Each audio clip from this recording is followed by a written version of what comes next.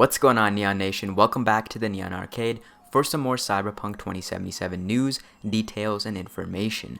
Today we have some big news about a Cyberpunk 2077 release being closer from a new position CD PROJEKT RED has hired in preparation for a Cyberpunk 2077 release.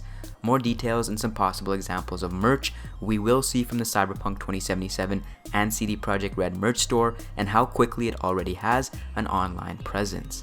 We'll also be looking at in-game illustrator positions for Cyberpunk 2077 advertisements, some insanely good Cyberpunk 2077 art, some Cyberpunk Red details from the man himself, Mike Pondsmith, and some countdown to the dark future gang details. First up, we have the official Cyberpunk 2077 Twitter page firing off some art from the community. This is from Sergio Instanto and features a really neat series of cosplay edits that are very well done. I like how the shrapnel and the bullets are reminiscent of the teaser trailer, and I love how it's an action shot versus just a pose. They also gave some props to a tweet referencing this Blade Runner coat, so maybe they know just how much we want cyber trench coats in the game. Also, this guy is super reminiscent of the Ricardo meme, so there's also that. Next we have this Mantis Blades woman design from Pratty V. This is a really nice anime-esque digital drawing, so shout out to Pratty for this rendition of the teaser trailer Cyber Psycho. Finally, we have this old school Atari mock-up of a Cyberpunk 2077 game case from Machai Kuchara, who actually had an art stint at CD PROJEKT RED, and I highly recommend checking out his other work that has quite the quintessential cyberpunk feel to it. I'm really digging the homage to the old school console roots here, and the authenticity of the case being damaged and worn out. First up in our Cyberpunk 2077 news, we have the hiring of a release manager by CD PROJEKT RED. Now this gives us insight into a release being soon and potentially a stronger argument for an E3 2019 release date being announced. According to the actual job description, they're looking for a well-organized and quality-focused release manager to support CDPR on their current and upcoming projects and to take part in the coordination of all global product releases. As a release manager, you'll cooperate and communicate with all stakeholders from the CD PROJEKT RED team involved in the release and take active part in organizing the whole process.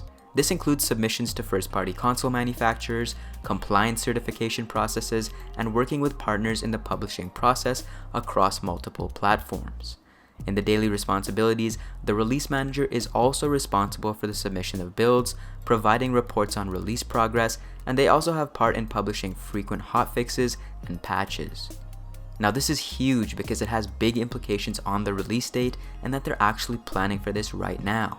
Now if anyone watching this is actually qualified, I suggest you check this out. There's some really cool possibilities for you guys, and they even have the greatest incentive of all for applicants. Fancy coffee machines and 7 types of milk.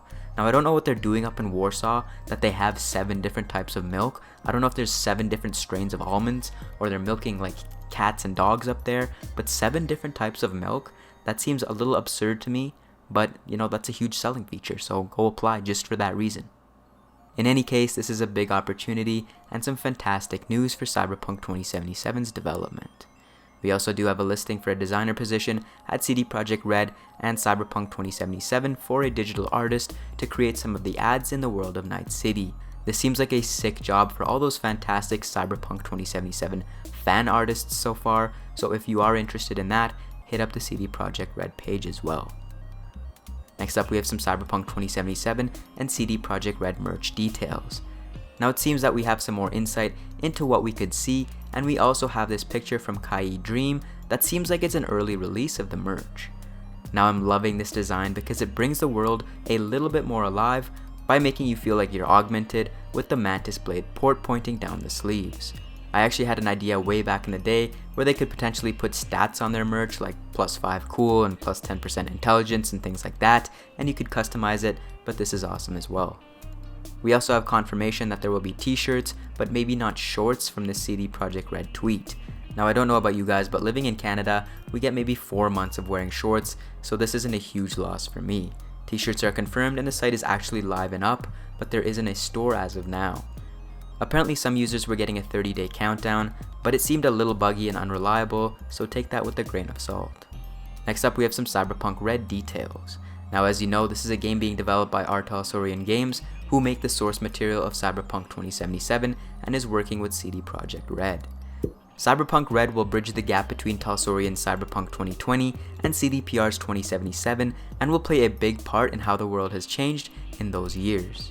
There is no release date yet, but Mike Pondsmith and the crew have been doing some incredibly deep research. We know that they've talked to a neuroscientist about cyberware in the past, but now they're purchasing bulletproof backpacks to study them to make their Cyberpunk Red world more authentic. This could hint at kids being a big facet of Cyberpunk Red and their safety standards, and that might transition into 2077 having kids that need to be protected in the violent metropolis of Night City. By the way, this is my username on Reddit, so if you ever want to say hi or follow me on there, you can hit me up. Finally, we have some countdown to the dark future details. This week is all about gangs, and although we have covered gangs quite extensively in a couple of videos, there are some new things in these regarding the history of Cyberpunk and Cyberpunk 2020. In episode 94, we learn about cultists, Dwarfers, and Guardians. Cultists are religious gangs who follow a spiritual guide or leader. Many are nihilistic and believe the world is beyond saving. Dwarfers are gangs focused on acquiring and using drugs. They range from blissed out junkies to amped up monsters depending on their drug of choice. Guardians are the good Samaritans of Night City when the cops fail to do their job. They band together and protect people and property. In episode 96, we learn about party, professional, and puppet gangs. Party gangs are often hedonists and they only chase a good time. As they grow more jaded, they seek darker experiences for a bigger high. Professionals are groups who blur the line between guild gang, who come together to protect their own freelancers or performers from harassment and threats.